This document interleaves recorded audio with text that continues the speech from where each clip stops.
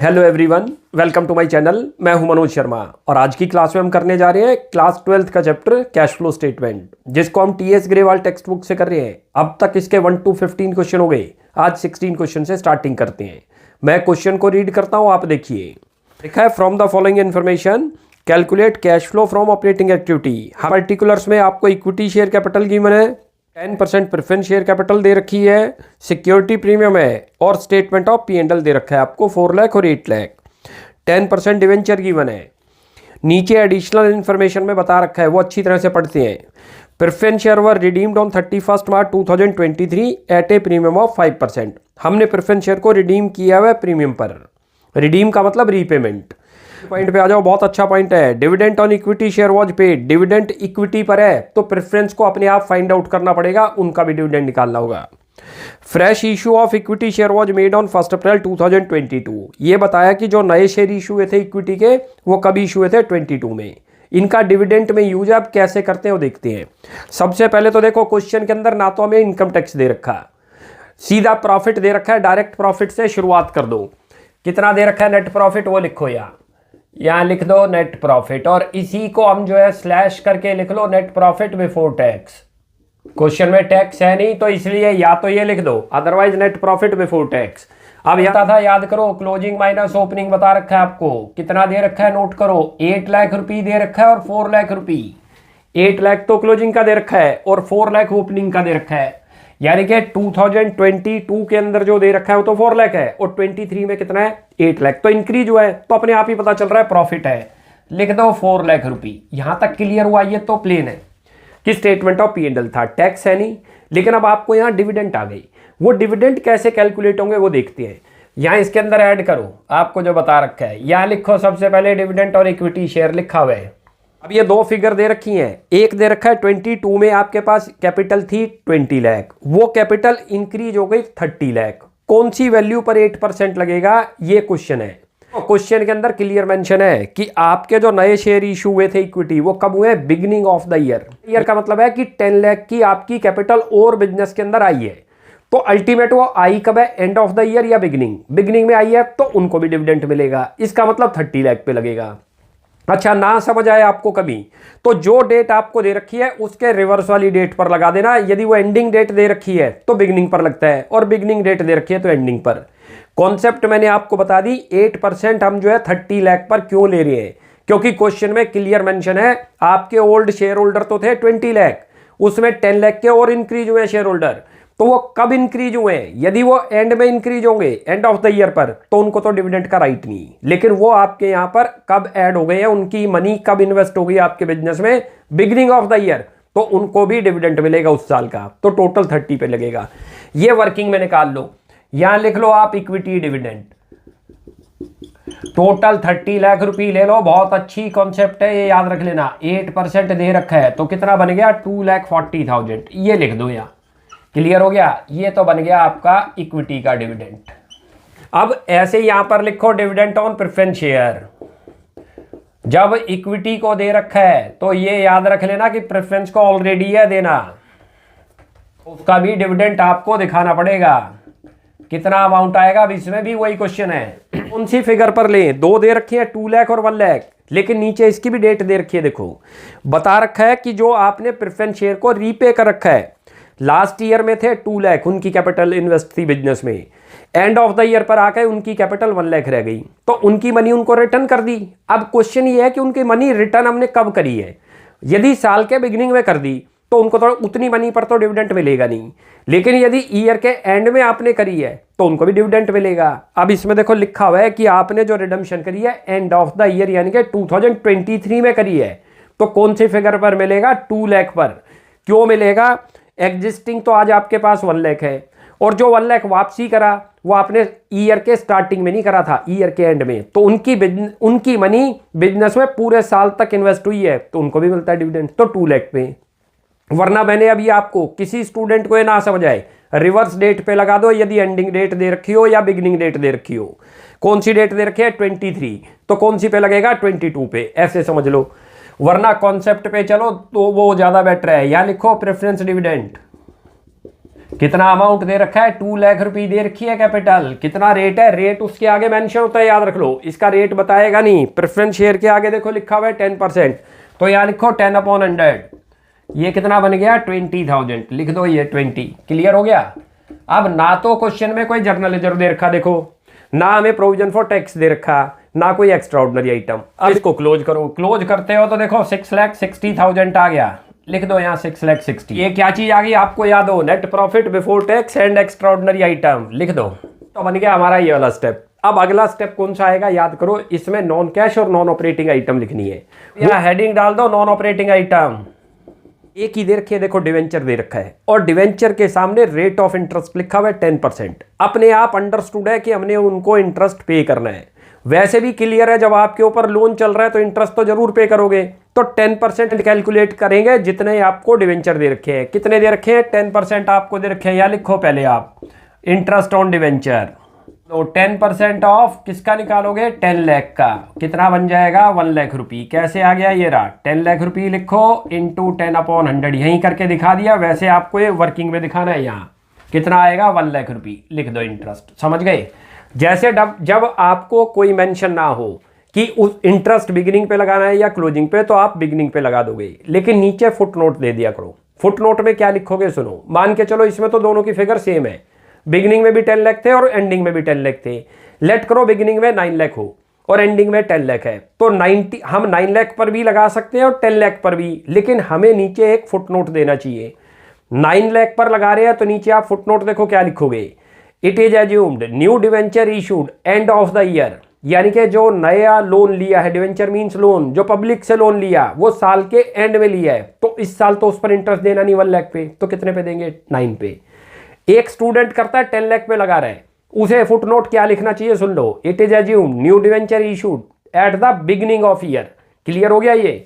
अब इस क्वेश्चन में तो दोनों की फिगर सेम थी तो कोई प्रॉब्लम ही नहीं। अब इसका टोटल कर दो, ये लिख दो 7,60,000 आ गया ये, और इसके आगे लिख दो cash flow from operating activity, और कोई आइटम नहीं दे रखी।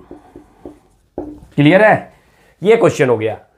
काफी अच्छा क्वेश्चन था, क्योंकि इसके अंदर क्या पॉइंट आएंगे कि आप बिगिनिंग पे लगाओ या एंडिंग पे। देखो इक्विटी शेयर का तो क्लियर ही मेंशन था कि वो कब आपके इशू हुए हैं, बिगिनिंग में, तो इसका मतलब एंड वाली फिगर पे लगेगा। मैंने आपको बता दिया क्यों लगेगा, क्योंकि बिगिनिंग में इन्वेस्टमेंट हुई है तो एंड ऑफ द ईयर पे उनका भी राइट बनता है डिविडेंड पर। प्रेफरेंस शेयर की रिडम्पशन उसने बता रखी है कि एंड ऑफ द ईयर पर हुई है। मैंने आपको दूसरा लॉजिक भी बता रखा है कि रिवर्स डेट पे लगा दिया करो। जिन स्टूडेंट्स को ना कॉन्सेप्ट क्लियर हो, कोशिश तो करो कॉन्सेप्ट पे चलो। प्रेफरेंस शेयर के बारे में क्लियर लिखा था 1 लाख 2 लाख हो गए, 2 लाख से 1 लाख हो गए, तो प्रेफरेंस शेयर रिडीम हुए। रिडीम का मतलब उनकी मनी उनको रिटर्न करी है, तो हम 1 लाख पे नहीं लगाएंगे, क्योंकि डेट मेंशन थी कि उनकी money return beginning of the year में नहीं करी, एंड ऑफ द ईयर में करी थी, और एंड ऑफ द ईयर में उनका भी राइट बनता है जिनकी रिडम्पशन हुई है 1 लाख की, तो टोटल 2 लाख पे लगेगा। इंटरेस्ट ऑन डिवेंचर के बारे में कोई पॉइंट नहीं था, इसमें ना कोई टेक्निकल इशू आया, क्योंकि दोनों की जो अमाउंट थी, बिगिनिंग की भी और एंडिंग की भी, दोनों की 10-10 लाख है, तो किसी पे भी लगा दो। लेकिन चेंज हो तो मैंने आपको बता दिया, आप बिगिनिंग पे भी लगा सकते हो, एंड पे भी लगा सकते हो। यदि कोई इंफॉर्मेशन ना हो उस केस में आपको फुटनोट देना होगा। क्लियर है। अब एक और क्वेश्चन करते हैं 17। क्वेश्चन को रीड करता हूं, आप देखिए। लिखा है Sunrise Limited reported net profit after tax of ₹6,40,000। 6,40,000 का प्रॉफिट दे रखा है after tax for the year ended 31 March 2023। The relevant extract from balance sheet as at 31 March 2023। नीचे कुछ आइटम आपको बता रखी है बैलेंस शीट की, जिसमें इन्वेंट्री दे रखा है, trade receivable, prepaid expenses, trade payable और प्रोविजन फॉर टैक्स। ध्यान रखना प्रोविजन फॉर टैक्स 2 दे रखे हैं। करंट ईयर को ऐड करते हैं स्टार्टिंग में, ध्यान रख लो, जहां जब हम कैलकुलेट करेंगे नेट प्रॉफिट बिफोर टैक्स, और प्रीवियस ईयर होगा तो सबसे एंड में उसको माइनस करते हैं। एडजस्टमेंट दे रखे हैं, depreciation charge on plant and machinery, ये आपकी नॉन कैश आइटम है।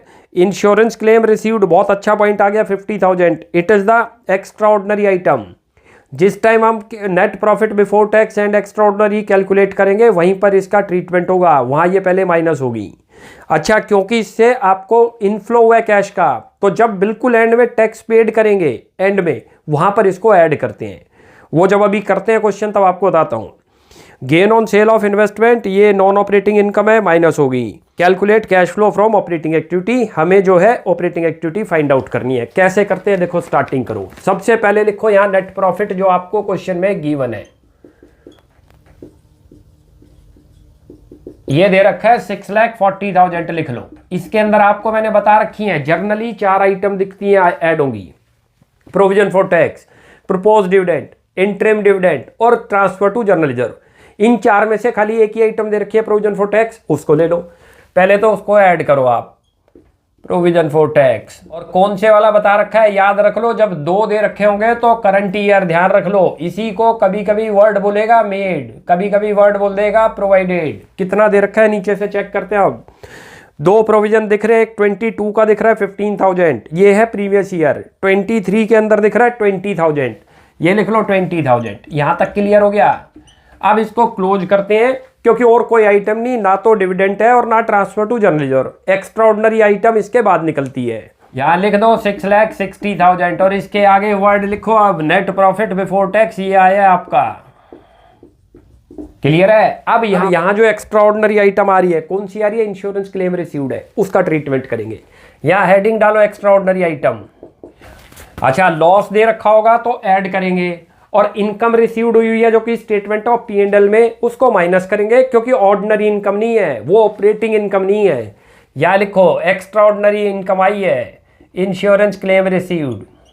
कितना अमाउंट दे रखा है 50,000, ये सब्ट्रैक्ट होगा क्योंकि आपके प्रॉफिट में इन्वॉल्व हो गया। अब इसको माइनस करेंगे, उसके बाद हेडिंग लिखेंगे net profit before tax and extra ordinary item.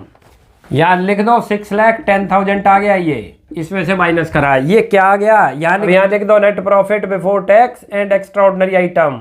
ये तो बन गया हमारा यहाँ तक का। प्रॉफिट बेच लिया, फिर उसमें टैक्स था तो टैक्स को ऐड कर दिया, एक्स्ट्रा ऑर्डिनरी इनकम इसमें इंक्लूड है प्रॉफिट में तो उसको सब्ट्रैक्ट कर दिया। अब यहाँ पर हेडिंग डालो नॉन कैश आइटम और नॉन ऑपरेटिंग आइटम। लिखो नॉन कैश और नॉन ऑपरेटिंग आइटम कौन कौन सी दे रखी है, नोट करते हैं अब। एक तो देखो डेप्रीशिएशन दे रखा है 50,000 का, उसके बाद एक गेन दे रखा है जो नॉन ऑपरेटिंग इनकम। डेप्रीशिएशन तो नॉन कैश आइटम है, लिख दो नॉन कैश, यहाँ ऐड करो उसको। तो क्यों ऐड करते हैं यहाँ पर, ये भी आपको लॉजिक बता रखा है, क्योंकि इससे हमारा प्रॉफिट क्या हुआ हुआ है, कम हुआ हुआ है। लिख दो डेप्रीशिएशन। कितना दे रखा है डेप्रीशिएशन 55,000, लिख दो 55। और एक नॉन ऑपरेटिंग इनकम है, उसको लेस करो यहाँ से, नॉन सेल ऑफ इन्वेस्टमेंट। कितने की दे रखी है 20,000, लिख दो 20,000। क्लियर है, ये माइनस होगा। अब ये ऐड करेंगे, उसको लिखते हैं operating profit before working capital changes. अब ये इनको ऐड कर दो, इनको ऐड करते हो तो 6,45,000 आ गया, लिख लो 6,45,000। और इसको लिख दो operating profit before working capital changes. ये तो वर्क हो गया यहाँ तक का। अब हेडिंग आएगा, मैंने आपको बता रखा है, देखो जब भी ऑपरेटिंग एक्टिविटी निकलेगी तो वो 3 पार्ट में डिवाइड है। पहले वाला पार्ट बनता है net profit before tax and extra ordinary item, ये नहीं। उसके बाद अगला पार्ट बनता है operating profit before working capital changes, और थर्ड पार्ट में फिर करंट असेट्स और करंट लायबिलिटी का इंपैक्ट डालते हैं। अब यहाँ पर वो लिखो, या हेडिंग डाल दो current assets decrease and current liability increase, और थोड़ा स्पेस दे के कर लेना, इन्हीं को माइनस भी करने वाली आइटम है। करंट असेट्स जब भी इंक्रीज होगी तो क्या करते हैं, माइनस, क्योंकि मनी का आउटफ्लो है। अब इनके अंदर देखो क्या क्या आएगा, वो पुट करते हैं। नंबर 1 आ रहा है, देखो सबसे पहले इन्वेंट्री की बात करते हैं। लास्ट ईयर थी 1,25,000, उसके बाद हो गई 1,15,000, 10,000 से डिक्रीज हुई है, दिख रही है 10,000 से डिक्रीज है। तो देखो करंट असेट्स जब भी डिक्रीज होगी तो क्या करते हैं, ऐड करते हैं। ये साइन भी लगा लो यहाँ पर ऐड और लेस के, और ये लेस वाला साइन है हमारा करंट। अब हमारी इन्वेंट्री डिक्रीज हो गई, ऐड हो जाएगी। और क्यों डिक्रीज ऐड करते हैं वो भी लॉजिक समझ लो, क्योंकि मनी का आउट इनफ्लो हुआ होगा। भाई आपने के पास इन्वेंट्री पहले ज़्यादा थी और अब कम है, तो इन्वेंट्री सेल आउट करी है, सेल करी है तो कैश आया होगा, तो इसलिए ऐड करते हैं। हर स्टेप सोच के कर लो क्यों करते हैं। दिख रही है यही 10,000 रुपये लिखो, ये प्लस होगी, याद रखना। उसके बाद देखो ट्रेड रिसेबल दे रहा है 110 से कितने हो गए 150, असेट्स इंक्रीज हो रही है तो 40,000 से जब भी असेट्स, ये देखो असेट्स इंक्रीज है तो माइनस करते हैं। लिख दो यहाँ पर ट्रेड रिसेबल इंक्रीज, कितना अमाउंट आ रहा है यहाँ पर 40,000 लिखो। ये माइनस का साइन है तो ब्रैकेट कर देना, ब्रैकेट मीन्स माइनस। क्लियर है। अब आगे चलते हैं। प्रीपेड एक्सपेंस आ गए 6,000 से 20 हो गए, अगेन इंक्रीज हो रही है, इसका मतलब हमने फिर पेमेंट करी है तो आउटफ्लो हुआ है, माइनस कर दो। लिखो प्रीपेड एक्सपेंसेस 14,000, ये लो जी, ये माइनस हो गए। अब आगे चलते हैं, अगला आ रहा है ट्रेड पेबल है 80,000 से लेके 1,10,000, 30 से लाइबिलिटी इंक्रीज है। लाइबिलिटी जब भी इंक्रीज है तो क्या करते हैं, डेबिट, याद रख लो। लाइबिलिटी इंक्रीज का मतलब ये है कि आपने इसका मतलब किसी ना किसी वे में उनसे कैश लिया, चाहे गुड्स लिया तो उसको कैश में कन्वर्ट करा होगा, तो इसलिए ऐड करते हैं। लिखो यहाँ पर ट्रेड पेबल इंक्रीज, कितना अमाउंट दे रखा है ये 30,000, लिख दो 30। अब बस और कोई आइटम नहीं है, अब इनको क्लोज करते हैं। अब इसको इसमें से माइनस करते हो तो 6,31,000 आ जाएगा। और ये क्या चीज़ आ गई, नोट करो अच्छी तरह से, ये जो आया है इसको लिखते हैं cash generated from operation. Clear है। अब यहां पर देखो आपको टैक्स माइनस करना है। करंट ईयर का टैक्स ये आपने यहां ले लिया था, याद करो। प्रीवियस ईयर का यहां पर माइनस करती है, माइनस करो यहां से इनकम टैक्स पेड। कितना अमाउंट दे रखा है, वो अमाउंट आपको दे रखा है 15,000, इसमें से 15 माइनस कर दो। इसे माइनस करोगे तो 6,16,000 आ गया। और ये पता है अभी आपको क्या लिखना होगा, cash flow from operating activity before extra ordinary item. अब ये देखो एक्स्ट्रा ऑर्डिनरी आइटम है जो ये वाली थी 50,000, नोट करो ये नहीं। क्लियर है, ये इंश्योरेंस क्लेम। इससे क्या है, वहां पर तो प्रॉफिट आपका इंक्रीज हुआ था इसलिए हमने उसको माइनस कर दिया था, क्योंकि हमें वो कौन सा बनाना था, ऑपरेटिंग प्रॉफिट निकालना था। लेकिन 50 कंपनी से मिला है तो इनफ्लो तो हुआ है, तो इनफ्लो को यहाँ क्या करते हैं, ऐड करते हैं, ध्यान रख लो। यहाँ लिखो अब आप क्या था, इंश्योरेंस क्लेम रिसीव्ड, और ब्रैकेट में कर दो एक्स्ट्रा ऑर्डिनरी आइटम है ये हमारी। अब इसका टोटल कर दो, टोटल करते हो तो ये नेट आपका आंसर आ गया, ये रहा 6,60,000। और यहाँ अब यहाँ लिख दो net cash flow from operating activity. Clear है, ये था ये हमारा। काफी अच्छा क्वेश्चन था क्योंकि इसमें एक्स्ट्रा इंश्योरेंस क्लेम का पॉइंट था। तो कई बार ये गलती मत करना कि आप बस यहीं से माइनस करो, इससे हमारा इनफ्लो भी हुआ है और हम बना रहे हैं कैश फ्लो स्टेटमेंट। जिस जिस रीजन से कैश का इनफ्लो हुआ है वो आपको दिखाना होगा, जिस रीजन से कैश का आउटफ्लो दिखाना है। हमने यहाँ बता दिया cash flow from operating activity थी तो इतनी, लेकिन ये एक्स्ट्रा ऑर्डिनरी आइटम से पहले की थी। एक्स्ट्रा ऑर्डिनरी आइटम से मनी मिली तो आपका ओवरऑल कितना दिख रहा है, इतना। क्लियर हो गया। अब एक और क्वेश्चन करते हैं 18, मैं रीड करता हूँ, आप देखिए। लिखा है compute cash flow from operating activity from the following. आ रहा है profit for the year ended 31 March 2023 is ₹10,000। 10,000 का प्रॉफिट दे रखा है after providing for depreciation of ₹2,000, यानी कि डेप्रिसिएशन माइनस होने के बाद का प्रॉफिट है ये। Second point, current assets and current liability of the business for the year ended 31 March 2022 and 23 are as follows. और आपको करंट असेट्स और करंट लायबिलिटी दे रखी है। क्वेश्चन के अंदर ना तो प्रोविजन फॉर टैक्स दे रखा, ना ही कोई डिविडेंड दे रखे आपको, ना जनरल रिजर्व ट्रांसफर है। सीधा क्वेश्चन की स्टार्टिंग करते हैं नेट प्रॉफिट से, उसी को लिखेंगे नेट प्रॉफिट और स्लैश करके लिख दो net profit before tax. Amount कितना दे रखा है, नोट करो 10,000 रुपये दे रखा है, याद रख लेना। यही हमारे लिए क्या बन गया, नेट प्रॉफिट बिफोर टैक्स, क्योंकि क्वेश्चन में ना तो टैक्स दे रखा, ना जनरल रिजर्व दे रखा, ना ही कोई प्रपोज डिविडेंड, इंटरिम डिविडेंड। अब स्टार्टिंग करते हैं नॉन कैश आइटम। पहले कौन कौन सी दिख रही है नोट करो। एक तो डेप्रिसिएशन ही बता रखा है 2,000 का, यहाँ पहले तो हेडिंग डाल दो आप नॉन कैश आइटम। क्या क्या दे रखा है, एक तो करो ऐड करो इसमें डेप्रिसिएशन, क्योंकि डिक्रीज हुआ है प्रॉफिट, ये दे रखा है 2,000 रुपये, लिख दो 2,000।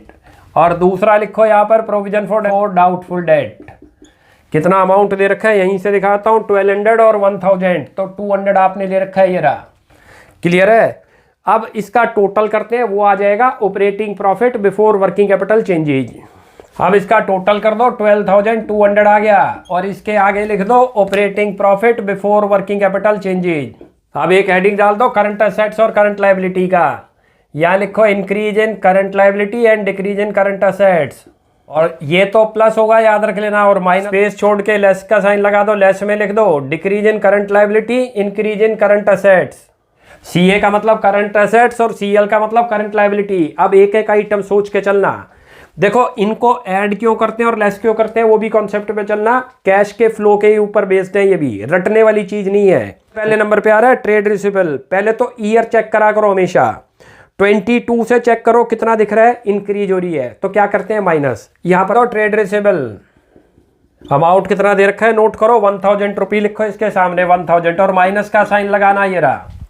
नेक्स्ट आ रहा है देखो प्रोविजन फॉर डाउटफुल डेट, वो हमने यहाँ ले लिया। वो करंट असेट्स करंट लायबिलिटी में नहीं आएगा, वो किसके अंदर आएगा, इस वाले पार्ट में आएगा जब आप ऑपरेटिंग प्रॉफिट निकालते हो, जो नॉन कैश आइटम है, क्योंकि प्रॉफिट एंड लॉस में लिया होगा वो आपने।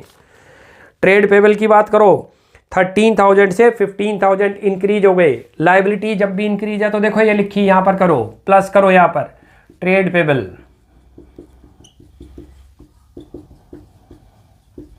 अमाउंट कितना दे रखा है, 2,000 रुपये लिखो। जितना डिफरेंस आएगा, क्योंकि डिफरेंस से ही इनफ्लो या आउटफ्लो है, वो लेना है। अगला चलते हैं इन्वेंट्री।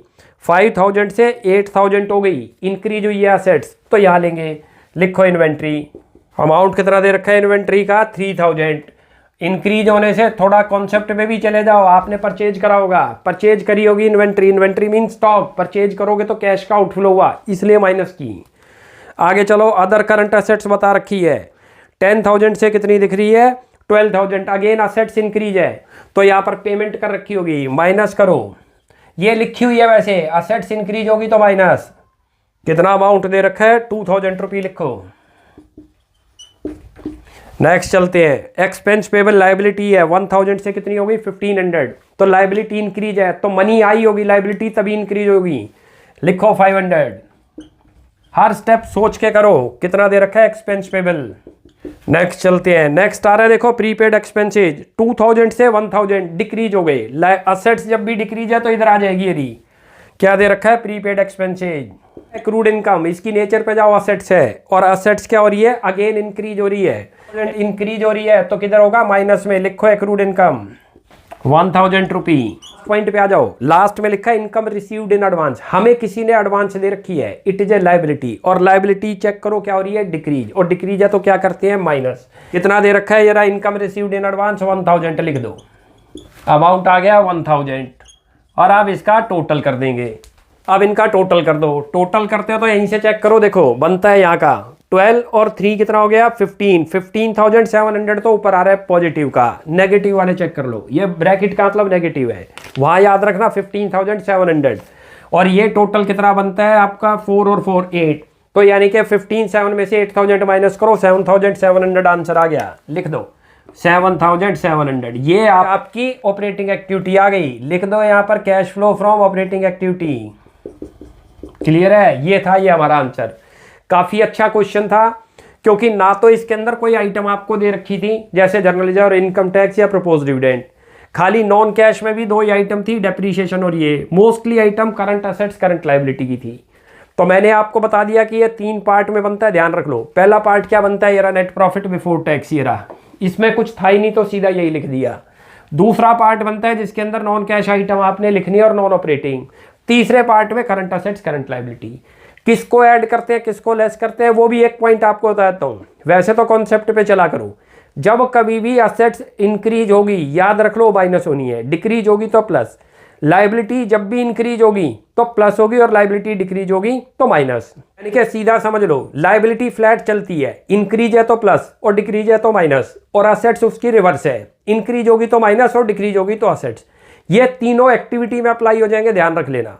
कहीं पर भी आपको लायबिलिटी आएगी और वो इंक्रीज दिख रही है तो वो हमेशा प्लस दिखेगी, याद रख लेना, माइनस नहीं। वो डिक्रीज है तो माइनस होगी। जैसे अभी नेट प्रॉफिट भी देखो आपको लायबिलिटी साइड में गिवन होगा, इंक्रीज होगा तो यहाँ प्लस में लिखते हैं, डिक्रीज होगा तो माइनस। कोई भी असेट्स उठा के देख लो जो हमने माइनस करी, जितनी भी असेट्स इंक्रीज है माइनस है, डिक्रीज है तो प्लस है, लायबिलिटी फ्लैट है। क्लियर हो गया? तो आज हमारे अब ये 18 तक कंप्लीट हो गई। नेक्स्ट क्लास में आगे कंटिन्यू करते हैं, आप यहाँ तक प्रैक्टिस करो। कोई भी डाउट लगता है you will ask in comment section. आपको हमारी वीडियो अच्छी लगती है प्लीज़ इसको लाइक एंड सब्सक्राइब कीजिए। Thanks for watching my video. Next class में जल्दी मिलते हैं।